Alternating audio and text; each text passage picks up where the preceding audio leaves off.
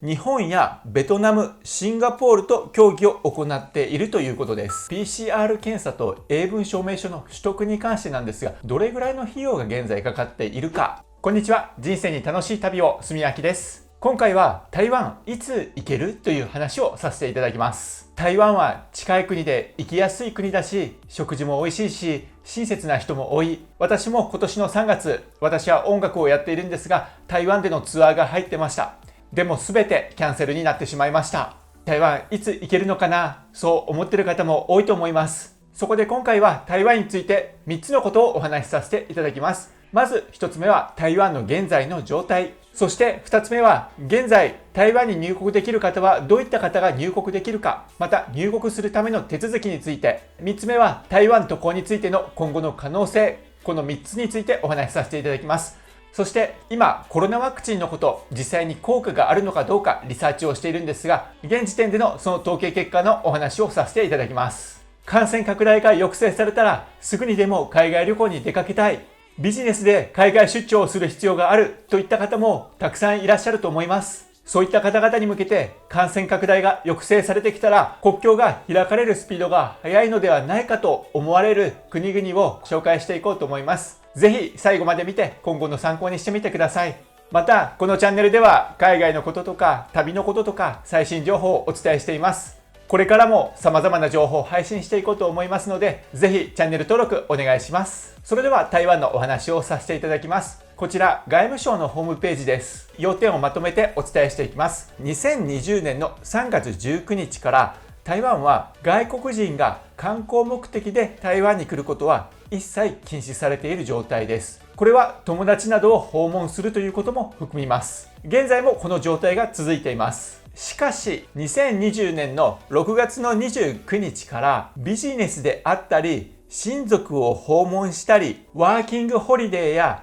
休職を目的とする人は必要書類を提出し、特別入居許可を取得すれば台湾に入ることができますとあります。またこれに加えて8月の24日からなんですが、留学生に関して規制が緩和されております。留学生に関しては全ての国・地域の留学生が台湾に入国することを許可しております。台湾に入国した後は14日間学生寮であるとか指定ホテルでの待機をする必要があります。またその他の理由で台湾に入国する方も出発前3日以内に PCR 検査を受けて陰性であることを証明すること、そして台湾に入国した際は14日間指定ホテルなどで待機することと定められています。ということですので、留学生とかワーキングホリデーで台湾に行く人、ビジネスの出張で行く人たちは現在台湾に入れる可能性があるようです。ここでなんですが、台湾だけではなく他の国でも現在必要になっているのは PCR 検査というコロナで陰性を示す検査というのが必要になっている国ばかりです。この PCR 検査なんですが、どのようにして検査が受けられるか、証明書が発行できるのか、こちらご覧ください。クリニック4というサイトから調べました。台湾はこれまで全ての外国人の渡航を制限してきましたが、2020年6月29日から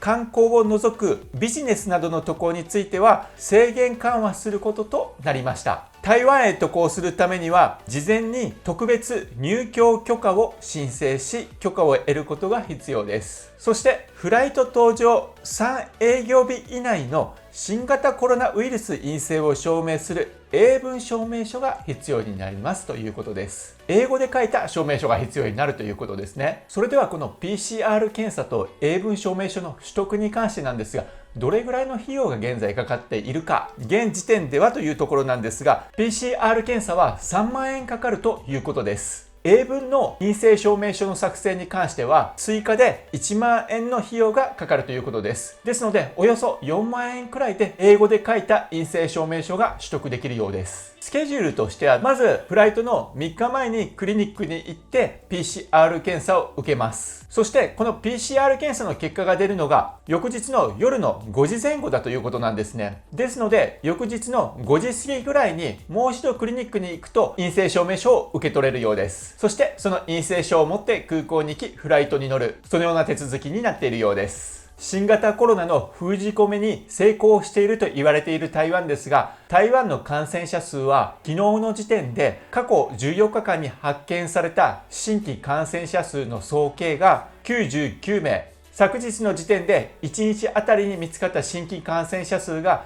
22名ということで、低い数値を保っている状態です。その低い数値を保っているのにも政府が厳しい対応をしているというところもあるようで、こちら12月の7日 NHK からの情報なんですが、台湾では新型コロナウイルス感染拡大防止のため厳しい対策が取られていて、ホテルで隔離中だった外国人が部屋から廊下に8秒間出たとして台湾当局から36万円余りの支払いを命じられましたとあります。無断で外出したなどとして罰せられたケースは先月以降で高雄市だけで、高雄市というのは台湾の南の方にあるところですが、高雄市だけで19件あるということです。ですので14日間の間は少しでも決まりを破ってしまうと数十万円の罰金が課せられているようで、そのように厳格に対応をしてコロナの封じ込めを現在している状態ということです。それでは気になるのはいつ頃行けるようになるかということですが、そちらに関してこちらインバウンドコラム12月4日に更新されている記事になります。日本、台湾の両国は9月の8日からビジネスで必要な人材の出入国のためレジデンストラックを開始しています。それぞれの国に入った後14日間の待機はするものの、日本と台湾どちらともの往来を再開させるもので、駐在員の派遣、交代、長期滞在者が対象となりますとあります。このような形で3月以降少しずつ規制が緩和されている状態であります。また台湾はパラオとのトラベルバブルの構築を進めています。トラベルバブルに関しては先日のこちらの記事でも紹介しましたが、安全性の高い2国間もしくは3国間、そういった小規模な形でこの国同士だけでは海外渡航を自由にやり合いましょう、そういうような契約になります。パラオと話し合っているトラベルバブルに関しては PCR 検査は必要なものの、それぞれの国に入国した際には14日間の隔離を免除する、そういったことで進めているようです。このトラベルバブルに関しては2020年内に実施できればということで進めてきたようなんですが、年内での実行は難しいと発表されたようです。ですので来年パラオと台湾のトラベルバブル、こちらが構築される可能性はあると思います。そしてトラベルバブル関係に関してなんですが、こちらご覧ください。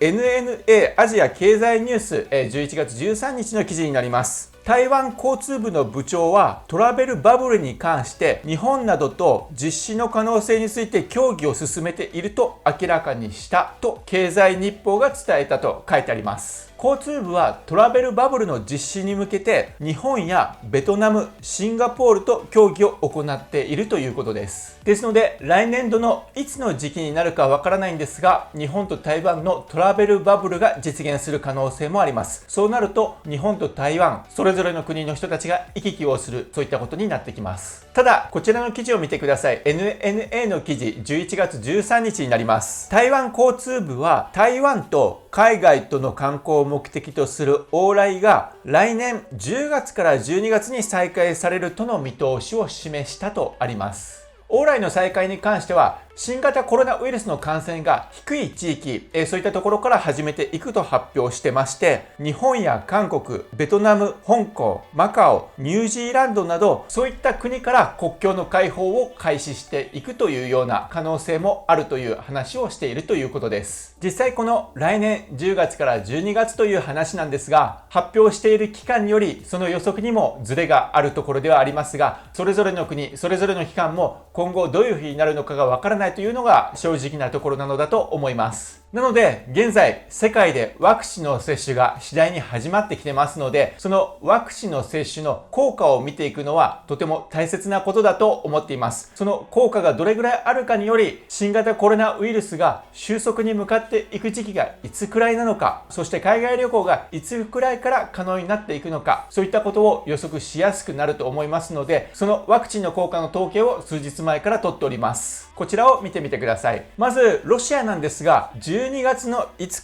日、ワクチンの接種が開始されました。新しい感染者数というところを見ていきたいと思うんですが、新しい感染者数は5日の時点では27,078人、6日の時点では28,450人、7日の時点では28,701人と減少の傾向はまだ見られていないようです。まだワクチンの接種が始まってから3日程度ですので、数値には現れてきていないようです。また、本日8日からイギリスでもワクチンの接種が始まります。こちらも数値を追いかけていきたいと思います。これが例えば10日経ったら、1ヶ月経ったら、2ヶ月経ったら、どのような数値の変化が現れてくるか、そちらも随時お知らせしていきますので、ぜひ参考にしていただければと思います。今回は台湾にいつ行けるのかということでお話をさせていただきました。まず現時点では台湾に入国できるのはビジネスで深いつながりがある、もしくは親族がいる、もしくは留学生やワーキングホリデーで台湾に行く人、そういった人たちに限られているということです。また現時点では台湾に入国する際には PCR 検査を実施し、それが陰性であるそちらの証明書、これが英文のものが必要になります。台湾に入国した際にも14日間指定のホテルなどで待機をする必要があります。この待機を少しでも破ると多額の罰金が請求されるようですので、こちらお気をつけいただければと思います。観光に関しては台湾自身は台湾とパラオとのトラベルバブル2カ国間で観光の往来ができるようなそういった政策を進めてきましたが、今年度中というところは諦め来年に持ち越しとなっています。また状況が良くなってきたら日本などともトラベルバブルの構築をすることを考えているということです。そのトラベルバブルが構築されれば台湾への観光なども可能になってくると思います。先ほど台湾交通部が観光が行われるようになるのは来年の10月から12月ぐらいじゃないかという話もあったんですが、私自身としてはワクチンの効果がうまく作用していけばそれより早まってくる可能性は大いにあり得るんじゃないかなと思っています。もちろんこれは私の個人的な予測ですが、台湾に行けるようになったら私も台湾での仕事ができるようになるし、皆様も仕事をしたり観光とか、